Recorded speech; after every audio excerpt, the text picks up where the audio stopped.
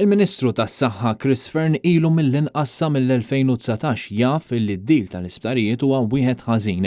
Deal li qed jisraq il-miljuni mill-bwiet tal-Maltin u Għawċin.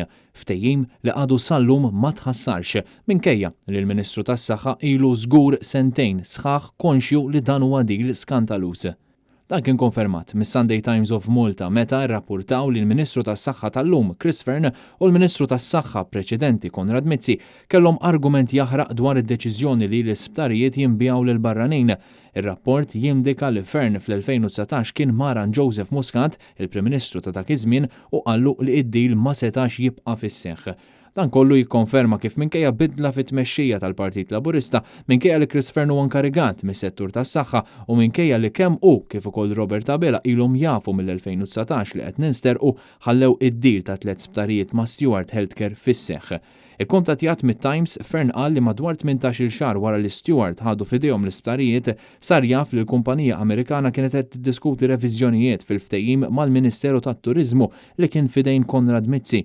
Fearn saħaq li kien għamilha ċara li ma kienx favur dan id-deal u stqarr li ma kienx aċċettabbli li d-diskussjonijiet skontu saru minn wara daru. Chris Fearn qal li sitwazzjoni kienet eskalat meta sar jaf li Stewart kienu ġejjin Malta biex jiffirmaw il-ftehim dan meta maran Joseph Muscat qallu li ma japprovax dak li kien għaddej għalkemm għalih dan ta' Stewart kien ir-real deal.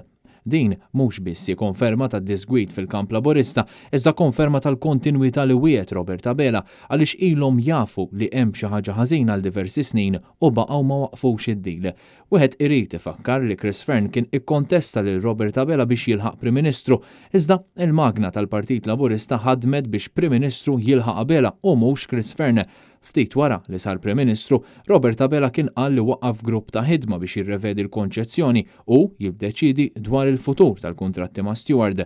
Għaddew kważi sentejn u dwar dan il-grupp ma smajna xejn. Id-deal tal-isptarijiet għadu fis-seħħ u l-miljuni li qed nagħtu lil Stewart baqgħu jiżdiedu. Dan meta għas-sena li ġejja fil-budget il-Gvern ħabbar li se jżid in-nefqa bi kważi 20 miljun euro biex bekk għal dan id-deal skandaluż il-poplu Malti se jkun qed iħallas ma' 70 miljun euro. Mistoqsi dwar din iż-żieda fin-nefqa l-għada tal-qari tal-budget, Chris Fearn kien infex f'attakk politiku fil-konfront tal-Partit Nazzjonalista. Il-vot tas-saħħa kull sena jiżdied matul leġislaturi Laburisti dejjem żdied b'mod sostanzjali u qawwi.